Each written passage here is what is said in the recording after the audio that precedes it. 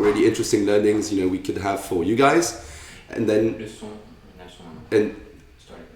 Hey guys, sorry, we had an issue with the microphone apparently, so we're going to start over. Yeah, hey guys, Corentin here. Hey, sorry about that. Yeah, so I'm Thomas, this is Corentin. We've got a really nice program for you today. We're going to talk about 10Q, one of our most recent releases, and Corentin's going to give a bit of a case study on it. Then we're going to talk about a few of our recent games, notably Bumper.io, and how we made it with the developer into a hit. And then finally, we're going to spend a bit of time to answer your questions on the live chat. So don't hesitate to ask. Go ahead and start asking, them now, and we'll get to them. Yeah, we'll get back to them after Thomas and I have done with the presentations. Yeah, exactly. So again, great to have you here, and let's get started. Yeah. So I think you guys should be seeing right now a slide that we've prepared on 10Q. So 10Q is one of the latest hits that we've launched, and big shout out to Taishi. Yeah. He's a great guy. He's a solo developer all the way out in Tokyo. So hey Taishi, if you're watching, I know it's pretty late. So 10Q, when we first got 10Q, when Taishi first sent it to us, it was you can't really see it from here. Well, when 10Q first arrived on our dashboard, it relied on the gyrosphere. So you had to move your phone around, move your screen around, up, down, left, right, in order to control the world. And you can't really see the image there, but on top of the gyrosphere image that you have, there's a little clock, and that clock represents that 10Q was a time-based game. You had a minimum amount of time to end the level, so there was a lot of stress involved, and the game was not very casual because of those two main features: the time-based element and the gyrosphere control. And you can see the stats when we first got 10Q with us. So it had under 35% day 1, under 10% day 7, and however, it had a really, really good CPI. It was sub 10 cents. So even though the retention wasn't that good, it was actually very, very low, the CPI was very interesting. People thought the game was extremely sexy and really wanted to play it. So we thought, well, there's going to be a lot of work to do, but there is potential here. So we decided to work with Taishi and bring 10Q to the next level. So we can move on to the next slide. So, and again, sorry about this, you can't see the images here. So on the second version iteration of 10Q, we added two main things. The first one is the ability to go down on the level from platform to platform. So that added much more depth to the game rather than being one single platform. And the other big change that we did was the swipe mechanic. So we changed the gyrosphere to a swipe. So you control the world and the platforms with your thumb. So that made the control much, much more casual. The game was could be played by many more people. And that had a direct impact on retention. Those two features, adding more depth and changing the control, added a lot of retention. So we increased retention on day 1 to nearly 50%, and day 7 also increased to just under 15%. However, at the same time, what we saw is that CPI also increased a little bit. So it went from 10 cents and it now increased to 15 cents. That's something that we usually see during the life of a game in testing. The more we test, the more we iterate on a game, the CPI is going to creep up bit by bit over time. So that's why we have to be quick and efficient in our process. So we were quite happy with the direction 10Q was taking. There were very positive signs on retention. CPI was still very good, although it was going up. So we still decided to improve the game even more and work with Taishi even closer. So going to the next slide and the next iteration we did on 10Q, and again we can't see the images, it's very frustrating. The main element that we added this time was leveling to the system. So you see we completely took out the time-based factor in the game, so you don't have a timer anymore at the top of the screen. What you have is a leveling system. So from each platform you see the bar at the top increases for each platform that you complete, and that really helped a lot with retention. So we finally crossed the line thanks to that main feature, adding the leveling feature. We crossed the 55 and 22% thresholds. That was really, really good. And that made sense because adding levels to the game, giving the players that sense of reward and sense of progression is really, really great. And people like that and wanted to come back to the game and play it even more. Yep. However, because this was the third iteration, CPI had actually increased quite a bit, and we were now at 30 cents, 30 cents CPI. So we were at this really, really good spot on retention. However, CPI was a bit higher than we expected. So we did a final test, a final iteration, this time focusing on CPI. And so this is the last version we had on 10Q, the last iteration we did. So we added two main things to 10Q. The first thing is a trail to the ball. So it's very discreet, but we now have a white trail behind the ball, so it's a bit of visual reward. And the other main element that we also added in this version was crystals, collectible crystals. Now those crystals didn't have any gameplay impact. They didn't serve any purpose. You would just accumulate them over each level. But regardless, people liked them. When they saw the video of 10Q with the crystals, with the trail, we managed to reduce CPI to under 20 cents. So that was the perfect ending really for the testing series in 10Q. We managed to bring it up from below 35 D1, below 10% D7 to above 55 and above 22, and that was great. And even though the CPI had increased to somewhere that was a bit too high for us, we managed to find a way to reduce it by adding a bit more visual reward to the game to sub 20 cents CPI, and that was great. And yeah, so that's why we launched 10Q, and thanks again, Taishi. That was an amazing job you did, and it was great working with you. Yeah. So that's the brief case study. Hey guys, it's a brief case study we've prepared for you guys on 10Q, and I think if you have any questions about that, you can ask us in the chat. We'll be very happy to answer these. Yeah.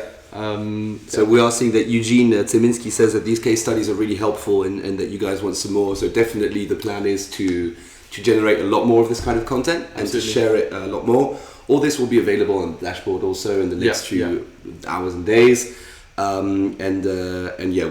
are planning to try explain a bit more in depth, the way that we've transformed certain games. Absolutely. Should we move on to Bumper? Yeah, exactly. And I think a good other example of this is Bumper.io, and I'd love to use the example of Bumper.io to talk about both one of the most effective creation techniques that you can use, which is starting from an experience, and then also to discuss certain guidelines. So the first thing is Bumper.io is super simple. The experience is just when you go at the fair and you play bumper cars. Yeah, bumper cars. And forgot the word. And the developer just went to the fair, had a game of bumper cars with his friends, and thought, okay, so the trend is the .io trend at the moment. Nobody's done a bumper car game, in recent memory that's casual, so I'm going to try. And immediately the stats were super interesting. People were very, very excited by that idea. And the retention stats were very good as well, and so we published the game. The interesting thing about this is that, again, this is someone who took an experience from the real world, who took something that he enjoyed in the real world and then transported that experience and took the essence of that experience in the ultra casual game space. And this is really something that we encourage you guys to do, because more and more innovation on our market is essential. If you want to make a game which is a huge success, top one in the stores all over the world, you have to find something that people will not only find fun to play, but also will find exciting and fresh and new. And starting from a real world experience really helps for that, because most people have been in a bumper car, most people know how fun it is. So if you offer that in game form to them, you're really going to encourage them to want to play the game and to want to play the game a lot more. And also, if you start from your personal experience, something you personally like, chances are a lot of other people out there will also resonate with and also enjoy it. So it's a really, really strong technique that Thomas has developed and explained right now, and we really encourage you guys to try and do that. It's much more rewarding than, say, simply trying to emulate a trend. That's the real way to be innovative and setting your own trends. Yeah. So Yeah, so just to kind of move on from that, starting from an experience, the other thing that we wanted to talk to you about today is that the games have to be really, and it's something that we think is very, very, very important, that the games have to be forgiving, hold the player's hand, and just in general be an enjoyable experience for the player. So you saw all the videos from 10Q. Most games, most ultra-casual games would just have the path and not the little walls on the side that prevents the player from falling. 10Q completely does away with that, creates a very zen experience where the goal is just to get to the next level and the next level. Yeah. And it's the same in Bumper.io. It's a completely different game, but the game consistently helps the player be better at the game. So the developer, we work on the speed of the player against the AI. We work on the fact that the player grows more than the AI does when he gets a kill, etc. And all these elements mean that the game is more forgiving. So not only do you have to find cool experiences to give to the player, once you have the player in your experience and what you want to give them, you also have to make it enjoyable. And one of the most important things to make it enjoyable is to make it easy and forgiving. And let the player make all the crazy mistakes and go the wrong way, and just let it happen and create systems to let that happen. Yeah, it's interesting. I think talking about catch-up at this moment is quite interesting, because what a lot of catch-up games have in common, especially Knife Hit, that's the first one that comes to mind, is they're not forgiving at all. Yeah. They work on they insist on the negative aspects of a game, or the frustrating aspects of a game, and they really gamble on the hope that people will be frustrated and want to play even more to eventually win. But that just creates almost a vicious cycle of, you're frustrated, so you want to try again to win, but then because you're frustrated, you're not that good, so you're going to lose even more. So it's like a very vicious cycle, and we really want to do away with that, and try and have a virtuous circle, a positive cycle where people enjoy the game, are relaxed, and they might not come back to it straight away, but they will come back to it eventually later on during the day and the following days, etc., etc. It's much more interesting to have a positive image, a positive sale to your users, rather than having something negative that you're conveying to the users. Yeah, absolutely, and really the whole purpose of this is, Corentin's perfectly right. You can frustrate someone and they'll play 20 games, or you can give a cool experience and they'll play 100 over a week, and that's how you get high retention. That's how you get good CPI. And really, this is something that you guys should, really, I think, just really focus on. If you want to make the highest potential, KPIs for your games, it's really something that we see as being essential at all the top games at the moment. Absolutely. I think we can move on to a few questions. Yeah, sounds good. So one of the questions from Legal Radiation Team, so hey guys, hey Stan, is asking, it's kind of in the follow-up, games like Helix or Knife Hit are forgiving. So Corentin just spoke about Knife Hit, but in the case of Helix Jump, I mean, we think it's super forgiving. So of course you have elements and moments where you can lose, that's still part of the gameplay.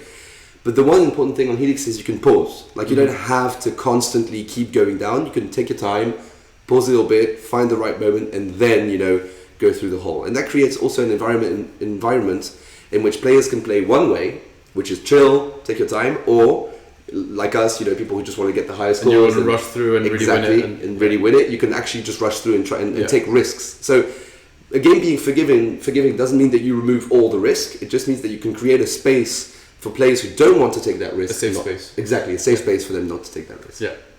Exactly. I'm just scrolling through the questions here. I saw a question from Daniel Gerlich. Hey man. Hey Daniel. So the question is, how long did it take you from the first version to the final version of 10Q? So it took us around 2.5 to 3 months from the very, very first time we received the first prototype of 10Q to the actual launch. Now you have to bear in mind that so there were a number of iterations, as I mentioned earlier in the presentation. There were four iterations, and also Taishi has a full-time job on the side. So, and that's actually very amazing from him. He was doing this on his spare time, on top of his actual job. So that's why it's a bit of a longer process. But so yeah, personal circumstances. Sorry, explain that. So you guys, I mean, if you have any questions, we're not seeing that many questions on creation, on trying to find new ideas, how to balance your games. If you guys have any kind of questions on that, please don't hesitate. We're there to answer them. I saw a question a bit earlier about difficulty scaling in 10Q. So I think you can answer that one. Yeah, so it scales extremely slowly. So it's very, very difficult to lose within the first, say, 20 levels. After that, you start to have the barriers on the side of the platform start to be lowered a little bit. You start to have more complex patterns with no barriers at all for certain sections of platforms. So the difficulty scales very, very, very slowly, and that's very much intentional. The reason for that is to really to onboard as many people as possible onto the game so they get used to it. Really lower the barriers of entry for the game so that a wide audience can come and enjoy the game, and especially an audience of non gamers, people that have never played games in their lives can play this game, not lose, and enjoy it. So that's really the what was in mind when building the game, is having a very low difficulty scale, to onboard as many people as possible, and then to increase that bit by bit. Yep. And so that kind of links up to another question we have from Brian Toddy. Yeah. So, hey Brian, thanks for asking. What's the best way to create a sense of progression in games with an infinite mode? So first and foremost, we really encourage you to work on a level-based mode currently, which is much more effective in terms of retention. If, however, that's impossible in your game for some reason, I can't really see how, but maybe it is. Then you never know. What I'd encourage is to check out our games like Fire Eyes, which have progressive zonings and level changing and scaling. For instance, the scoring in exchange for a very progressive difficulty increase. For instance, reducing the space of play or adding more obstacles and that kind of stuff. Again, we do not encourage that you work on your kind of games with an infinite mode. But if you were to absolutely work on one, that's probably how we'd encourage you to do it. Yeah, great. I've got. How did you guys enjoy Gamescom? A lot, thank you. Yeah, it was very intense. It was great. It was great. We met lots of very nice people, and it was good fun. And yeah, Germany's great. Just looking at it. So. Any new potential game trend ideas from Gamescom? That's interesting. Not from Gamescom, but they are. Yeah. But we do have, some ideas of how the market is evolving. We try to keep on top of it and to watch it. So, correct me if you think I'm wrong. What we're seeing currently as being a few of the important trends is 3D games are definitely continuing to be a big thing in ultra casual games. So that's definitely something that you guys should keep on looking into. Level-based arcade games, while not maybe as popular as they were before, can also keep on performing. If you check out 10Q, Bumper, exactly. Perfect hit. Exactly, perfect hits. We are seeing more and more multiplayer of fake multiplayer games, party games. Bumper.io is one of those, which is interesting. And for me, one thing that's really, really cool, quite important, is physics-based games, which are definitely very exciting. Like even the puzzle games that we see at the top of the charts, those are also physics-based, and 10Q is physics-based, and Bumper is physics-based, and all these games have this physics element which enables a lot of intuitiveness, a lot of clarity, and also a lot of forgiveness. Because if it's physics-based, you can kind of be almost okay and still manage to get back on top of it, and it just creates the space for the player to completely understand the interaction between whatever element he's controlling and the environment. And I think that's something that's really interesting. So not a specific trend this week, but a continuing and maybe a bit more focus on physics-based 3D gameplays. Definitely.